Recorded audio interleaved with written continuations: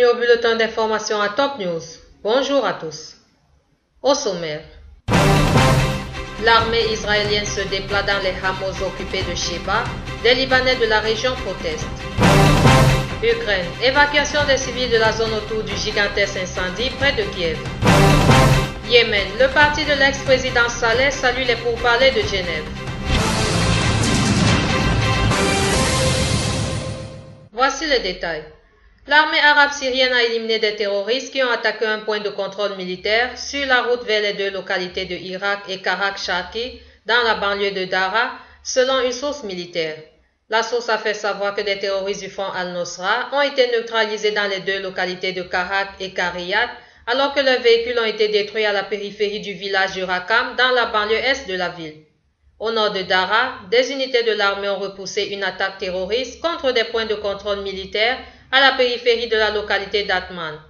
Au moins 40 terroristes ont été tués dans des raids effectués par l'armée de l'Est syrienne sur des caches des réseaux terroristes à Melehla, à Sharkiya, à Karak et à Hirak dans la banlieue du gouvernorat selon la même source. L'armée israélienne s'est déployée mardi dans le secteur des hameaux occupés de Sheba, provoquant la colère des habitants libanais de la région, rapporte l'Agence nationale d'information. Une unité d'infanterie israélienne, soutenue par des véhicules blindés, s'est ainsi déployée au niveau de la ligne bleue qui sépare le Liban d'Israël entre Rouessat et Al-Alam et Jabal Sadana.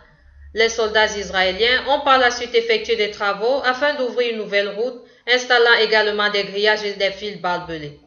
Cela a poussé les propriétaires de terrain dans les hameaux de Sheba, amenés par le député Qassem Hachem, à se rendre près de la ligne bleue afin d'exprimer leur colère contre les agissements de l'armée israélienne. L'ancien président de la République libanaise Michel Sleiman ainsi que des députés du Bloc du Futur ont mis en garde mardi contre le blocage du gouvernement et dénoncé pour la énième fois la vacance à la présidence de la République. Le blocage a commencé avec la présidence, a estimé l'ancien chef de l'État à l'issue de sa rencontre avec les députés du Bloc du Futur, avec à leur tête Ahmad Fatfa, en présence du ministre de la Défense Samik Mogwel. Le Liban est sans président depuis le 25 mai 2014. La dernière séance électorale au Parlement ayant à nouveau échoué faute de quorum, un prochain scrutin a été fixé au 24 juin. Selon la chaîne satellitaire iranienne Al-Alam, le ministre iranien des Affaires étrangères Mohammad Javad Zarif a affirmé que la République islamique d'Iran soutient la stabilité politique au Liban lors de sa rencontre à Téhéran avec la coordinatrice spéciale des Nations Unies pour le Liban, Sigrid Kaag. Lors de cette rencontre, M. Zarif a exprimé son soutien au début du dialogue entre les différents groupes et partis du Liban. Toute décision politique doit être prise par les Libanais et via un dialogue interlibanais, a souligné M. Zarif, ajoutant que les Libanais pourraient facilement parvenir à un résultat politique s'ils arrivent à se libérer des pressions étrangères. Il a également souhaité que l'Organisation des Nations Unies joue un rôle constructif à ce propos.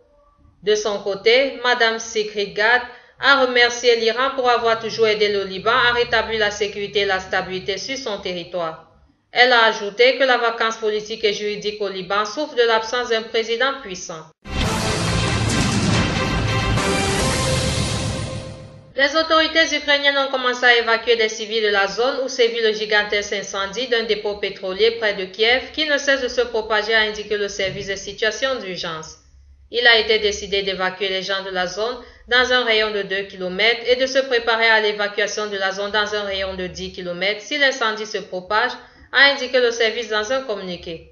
Auparavant, le ministre ukrainien de l'Intérieur Arsen Avakov a annoncé sur son compte Twitter que plusieurs pompiers sont morts dans l'incendie gigantesque d'un dépôt pétrolier près de Kiev, poussant le ministère de l'Intérieur à mettre ses équipes en état d'alerte. Le parti de l'ex-président du Yémen Ali Abdallah Saleh, allié aux rebelles chiites Houthis, a favorablement accueilli les prochains pourparlers de paix de Genève, tout en précisant que ses membres n'y avaient pas encore été invités. Le Congrès populaire général accueille favorablement la tenue sous l'égide de l'ONU à Genève d'une conférence de consultation avec la participation des composantes politiques au Yémen sans condition préalable, a indiqué un porte-parole de cette formation influente dans un communiqué. Toutefois, le Congrès populaire général a fait remarquer qu'il n'avait reçu aucune invitation pour se joindre à ces pourparlers. Autre titre et enfin, le Parlement roumain où la coalition de centre-gauche au pouvoir dispose d'une large majorité a rejeté mardi une demande de la justice d'engager des poursuites contre le Premier ministre Victor Ponta, une attitude jugée irresponsable par le chef de l'État. Les députés ont rejeté la requête du parquet anticorruption par 231 voix, tandis que 120 se sont prononcés en faveur de la levée d'immunité. C'est une preuve d'irresponsabilité maximale et de défi à l'adresse des citoyens, a réagi le président conservateur Klaus Iohannis, ardent défenseur de l'indépendance de la justice, qui avait été élu en novembre en axant sa campagne sur la lutte contre la corruption. La majorité parlementaire refuse d'accepter le signal donné par les citoyens. Merci à vous qui nous suivez de Beyrouth et partout ailleurs. Bulletin présenté par Anna et Kamé.